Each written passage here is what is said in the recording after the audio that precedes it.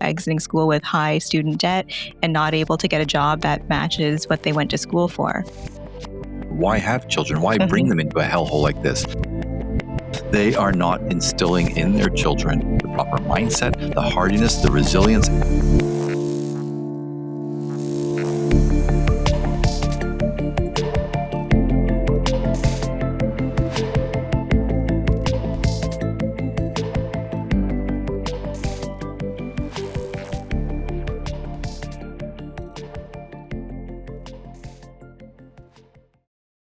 Hello, and welcome to Awake at the Wheel. So the 2025 World Happiness Report has suggested that Canada's young people have been deemed among the unhappiest generation.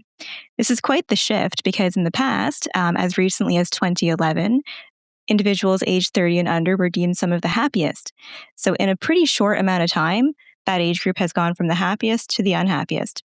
This shift has only taken place in 4 other countries in the world, and that includes Jordan, Venezuela, Lebanon, and Afghanistan. So lots going on in terms of a huge shift in demographic happiness. Lots to discuss here, but Oren, what are some of your initial thoughts on that? Well, can't speak to the other countries, but in Canada, one, I think, given that age demographic, I think Canada has some of the worst housing prices possible. And so it's not just about not being able to buy a house. It's more existential than that because buying a house is kind of like symbolic of, okay, I'm ready to have a family. And so people feel that they're not able to go on this journey that does, as taxing as it is, as challenging as it is, as frustrating as it is, having a family does give people a sense of meaning and purpose. It does give them a sense of fulfillment at times. So, feeling that you're delaying that stage of development, I think that's one of the contributing factors. Absolutely. And yeah, in terms of what that report suggests, among the contributing factors are economic pressures. So not just with housing, but in terms of the cost of living in general. A lot of individuals in that age group are finding that they are only able to access contract positions and not actual salaried positions. They're exiting school. Canada has one of the highest educated populations, so exiting school with high student debt and not able to get a job that matches what they went to school for. Delayed milestones, like you said, is one of them as well. Milestones such as buying a house, but also later marriage, later parenting, home ownership. All of these are linked to these feelings of unhappiness. Additionally, social and cultural factors have contributed to that. So things like social media, constant social comparison, 24/7 news cycles that are feeding individuals with negative outcomes and stories of negative outcomes. In addition to a purpose gap, so not having a clear sense of what's next. So really, a lot of what you just summarized and what you said are leading factors. Right. And especially in Canada, and I'm going to say it, sorry, but not sorry. The fact is, Canada is one of the, I hate to say it, wokest countries on the Mhm. planet. And wokeism destroys because either you're made to feel like I'm a helpless victim and the world is against me. I'm the not privileged. And if I am the quote unquote privileged, either A, wait, I don't feel this way. So why are you telling me I'm privileged when I don't feel it at all? I feel disempowered, disenfranchised, disenchanted, demotivated. Maybe yet you're telling me I'm privileged. So there's a real, disconnect there. Or B, if you are one of the people who does feel like, yeah, I am ambitious. I am going to make it. I am strong. I am stoic and so on. You're told, oh, you're toxic. So there are a lot of factors that and I put it squarely on wokeism. And I know that, that's one of the things that we talk about, but it's not me being political. It's not me just throwing labels out there. It's me knowing what, I've seen directly and in reading all these reports and hearing people talk about it. It truly is that divide about the privileged and the non-privileged, the oppressors and the oppressed and so on. It doesn't help anybody. And because we are one of the countries that promulgates such toxic thinking more than other countries, I think that's one of the reasons that we're seeing so many people in this juncture of their life feeling so lost, distressed, helpless, and hopeless. Yeah, and sort of related, but not really. But I think that in part, maybe part of the challenge is, and I'm having a hard time formulating this thought and connecting it to what you just said, but I think there is some element of like my generation, your generation, and older generations saying, well, back in our day, we were able to figure it out and make it work. And maybe there is some element of us not fully recognizing that it was a bit easier. But also I say that and don't fully buy that, because they're talking about people under 30 in 2011. Well, that was me. That's when I had my child. That's when we bought our house. We were both working great full-time jobs and careers that were satisfying, but those didn't just fall in our laps. So while we worked really hard to get what we got, we still were able to get it. That might look different these days for individuals, but I think you're right in terms of that victim mentality of like, well, everyone said that I'm never going to have a house, so I'm just not going to try. I think there is some degree of that. For sure. And there's also, I mean, here's the thing though. Well, I'm going to talk out of both sides of my mouth. Another thing that, the progressives or the woke are really harming people with from a young age is this, they're catastrophizing. The world's going to end. The environment is going to eat us all up. So people are thinking, why have children? Why bring them into a hellhole like this? So that's on one side of my mouth. On the other side, every generation has had a similar message.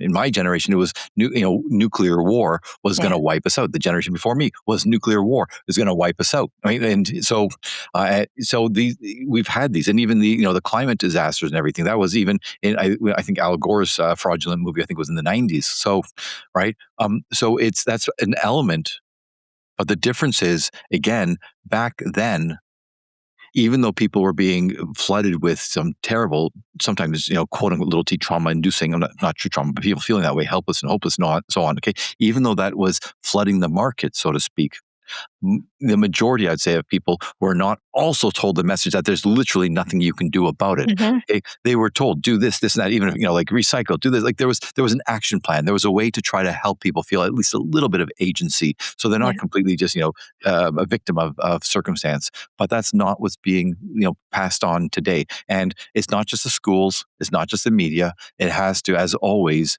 the parents have to play a role in this. I mean, with my kids, I'm always telling them, no matter what you're seeing out there, yes, it's difficult, blah, blah, blah, and everything. I say all that. I say, but in the end, I always say, look at what you're able to do, around your own circumstance. Don't worry about the rest of the world. Focus on yourself. Do what again, it's the right focus. Focus on what you're able to control so that you don't feel a sense of helplessness and hopelessness. And not enough parents these days are doing that. They're still letting their children, succumb to the messaging on media, social media, in school. And I think it's worse now because, as we've spoken about before, parents are so susceptible to the trash on social media as well. So they're buying into the message just as much as their kids are. And as you're saying and describing like what your generation's existential crisis was, I'm like, what was it for mine? Oh, the 2008 market crash where everything went to shit, especially in my region where the auto industry was huge. So like this was a very, very depressed region. And yet a lot of people managed to be hopeful and look to the future and figure out what in their immediate reality they could do to move forward. So again, like there's been catastrophes for every generation, but the framing of it is so, so different at this stage. Yeah, and the other thing, which Canadians have to recognize, and we are, if you want to use the word privileged, I'm going to say we're lucky. We are so fortunate. And my wife and I say this to the kids all the time. When you think about it, for a country this large, yes, we've had some natural disasters here and there, but overall, it's not like we expect tornado season every year. We're not being flooded all the time. We're not having heat waves all the time. For us, oh my God, it's 30 degrees. It's a heat wave. No, I mean, right? So we are situated in a place where we have all these resources and so on. It is damn expensive, yes. But I'm saying, like, I tell this to my kids, again, I say, look at how fortunate we are. And I don't say, you should be more fortunate. I don't say that. It's more of an empowering statement. I say, just always focus on how lucky we are. And, for now, there's no war, right? We're not having, the homes bombed or and all this stuff, and I say that to kids all the time because again it's not about guilting or shaming them. It's about helping them have a healthy perspective that makes them feel empowered and say, you know what, we have it pretty good. So yes, there's problems here and there, but we have more opportunities. We have to be able to to do something good for ourselves that other people in other places don't have. And so ironically, we have all this, yet there's so many luxuries that people have today that they take for granted. So ironically, when you have all this time on your hands, when you're able to just watch on social media all the problems of the world, it makes you, have these mental crises, framing it in the most maladaptive ways. Whereas somebody who's struggling to survive every day, if they have to hunt or they have to, get clean water, whatever else, they're not worrying about these existential crises. They're worrying about the practical reality in front of them. And ironically, even if their life is far, far worse, objectively speaking, measures show this all the time. They have better life satisfaction indexes or Yeah. happiness, or Yeah. right, Yeah. because they have a very different perspective. They look at Yes. what's really around them as opposed to all this stuff that's going on in their head. Yeah. And to a point that you frequently make, I think it's a difference between happiness and fulfillment. And I don't know necessarily all the criteria that this World Happiness Report measures happiness upon, but I do wonder if it is more superficial things that contribute to happiness rather than aspects of true fulfillment. And I think the difference with, you're describing individuals who have a lot less than we do here in North America and yet are happier. I would imagine it's because they're more fulfilled because they probably have deeper social connections, family relationships, connection to their culture, to their religion, and so on. And these are all things that create fulfillment, not necessarily having a house and the job and the social connections and so on. Like I think that we're really missing the mark here. We are, and and I want to be very clear here. I'm not blaming the younger generations No. being spoiled and entitled, because that spoiled and entitled personality or expectations comes from somewhere. It's the parents' job, it's society's job to make sure they don't act that way, to give them the right perspective and mindset, and realize you can't expect everything. And just because somebody else has it doesn't mean that you're entitled to it. You want it, try your best to work at it. And if you can't get it, if it's something impossible you'll never achieve, then focus on something that is attainable. That kids don't develop that on their own. We need the parents and the educators to instill in them the proper success-oriented mindset. And success does not mean money or wealth or fame. Mhm. Success means that I'm living in line with my values, and I have some sense of meaning and purpose, and I'm trying to seek fulfillment in whatever measure that is, large or small. That's Yeah. success-oriented mindset. Yeah. And I think to that point as well, perhaps we as a society, and I almost hesitate to say this because I think, again, like we mentioned earlier, every generation has had its challenges, but I do think that there is something uniquely difficult financially about the way things are now. Like a pack of Sure. bacon's $10. Like it's, the same one that I bought for $3 probably 10 years ago. So things are objectively very, very out of reach for many people. So I wonder then if partly what's at hand is shifting what the metrics are for being an adult. So what I mean by that is I think for your generation, my generation, it was go to school, get a job, get married, have a kid, buy a house, and some order that resembles that. A lot of those things probably aren't as attainable in the same time frame as they were in the past. So I don't know what this changed perspective or changed view of what being an adult would be in one's 20s, but perhaps that's what's at hand is a shift in that. Well, yeah, for sure. And by the way, in that the list of metrics that you mentioned, one, I mean, it was implied, but the other one is move out, right? Hmm. And that's really important because I've worked with so many people where I say, look, yeah, I mean, in my generation, we tried to move out as soon as possible, Yeah. right? Yeah. I left country at 19, right? Just as it's on my, just on my 19th birthday, basically. Yeah. So, I tell people, and even about 10 years ago, even, I remember I was talking to some people and I said, the one thing, I say I crap on the youth all the time and in my classes and everything. And I say, but the one thing I will never begrudge them, and this was 10 years ago, I said, is if they stay at home longer because they can't afford whether Yeah. to buy or to rent, even. That was 10 years ago. And Yeah. it's It's only not got even an worse. option now for so many people. Yeah, and in the Yeah. old days, it was like, I mean, I'm from Toronto, so if you want to buy a place or whatever, you go a little bit outside of Toronto, Yeah. and those places now are unaffordable. You got to go farther and farther and farther. So these are real realities. So there's two things about that. I've always told the parents, I say, and same with my kids. They know I've helped them with housing. They can stay in our house as long as they need, because I would rather they make a pragmatic decision that, if you can save money while at home, and this is what I tell parents, this is what I tell the adult children or adolescents, I say, if it's not intolerable, if it makes more sense, that staying at home to save money so you can either, you're hoping to buy a place, I say, there's no shame in that. Hmm. But You have to be a good citizen within that home. You can't be a child living there forever. Like when you're 20, 25, 30, you have to contribute. You have to, have these discussions and everything like that. So I talk about navigating this, this home environment in a way that works for everybody. And it's very difficult. Okay. But they have to be able to do that. I was going to say there's two things. So, was the navigation. And the second thing, and some people aren't going to like this, and it blows my mind to this day. I have never once ordered Uber Eats. Not once. Okay. Actually, I may have done it once because there was a promotion. Like it was free. We have twice, so I know where you're going with this. Right. Okay. And same with, taking Uber or Lyft only recently. I Yeah. can afford it. I can. Okay. But only until recently, like, it's 2, 3 in the morning. I was doing those late night, waiting for the late night bus to come or something like that, instead of taking a taxi or Uber or Lyft or whatever.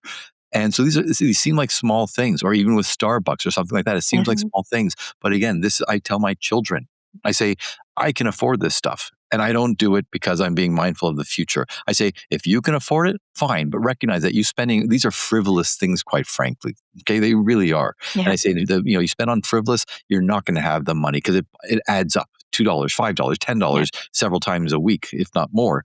I say, again, so I'm trying to help my children, think for the future.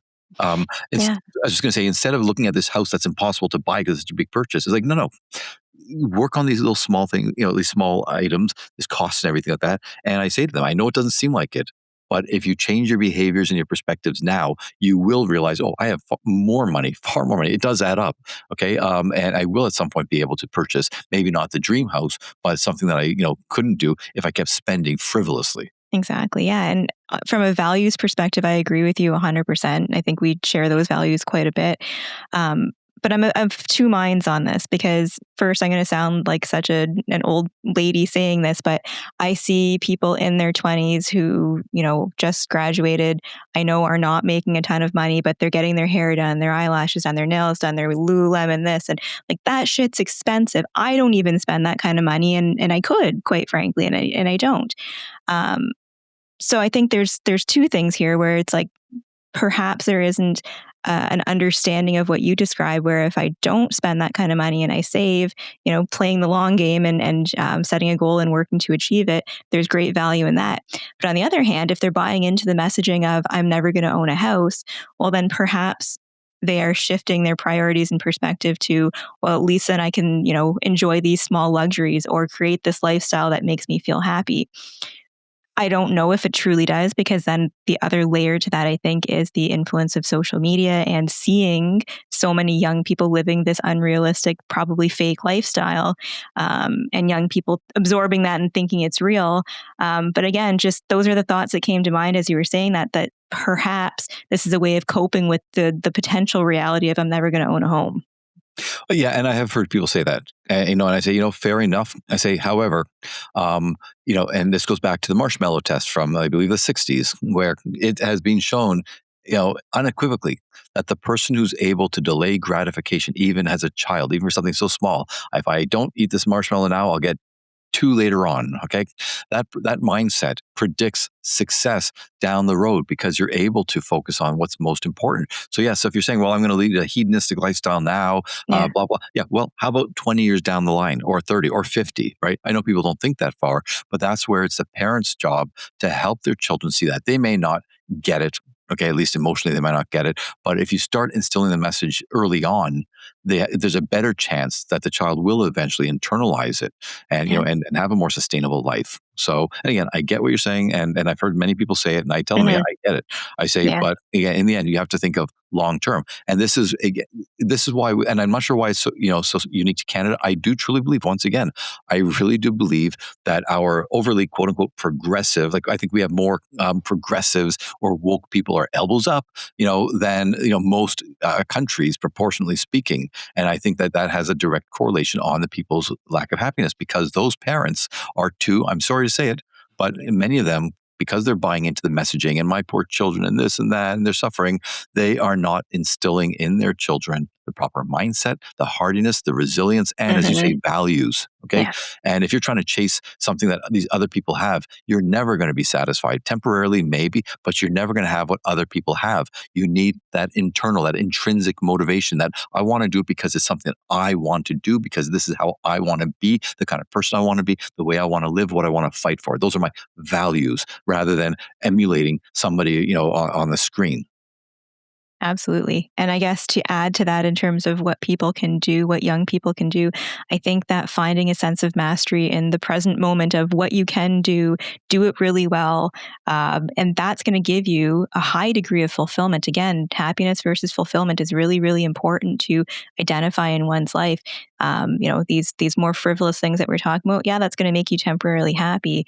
But focusing on your values, focusing on mastery, focusing on right now is going to contribute to feeling fulfilled. And that's far more important. Yeah, and Scott Adams, creator of Dilbert, he passed away not that long Mhm. ago, right? And so I always like to give credit where credit is due. Now he claims, I'm not sure if he's the first, but he said that he had a reframe that he says, that everyone else has followed, which is one of the oldest sayings was, follow your passion, right? Like they go try to find a job that that you're passionate about. And he said, no, that's the wrong message. He said, follow what you're good at. You're talking about Mhm. mastery. Okay. If you're good at something, you get a job in line with that. And once you have that sense of mastery, you will feel passionate about it as you're Yeah. making money, as you're getting esteem, as you're rising the ranks.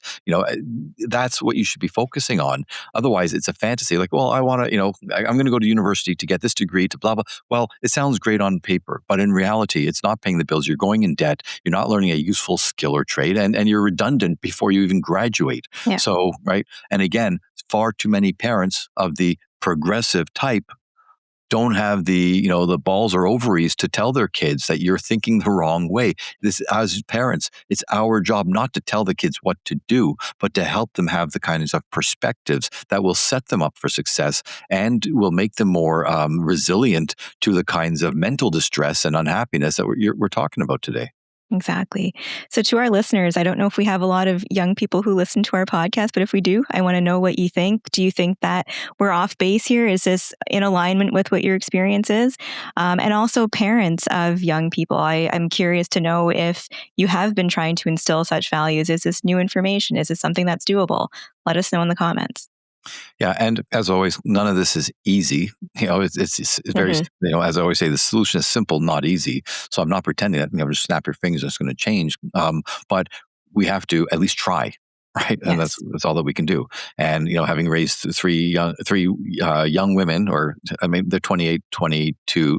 Sorry, 28, 24, and 16, right? So I've watched them grow up at different stages, and I've watched them and their peers, right? And I always tell them, it's like, I don't care what your friends are doing. I don't care what their parents say and do. I said, this is how we're doing it because I know this is what's going to help you. Again, I have all the traits and attributes that we've been talking about. So if I can do it, anybody else can do it. So anyway, on that hopeful note, until next time, keep your eyes on the road and your hands upon the wheel.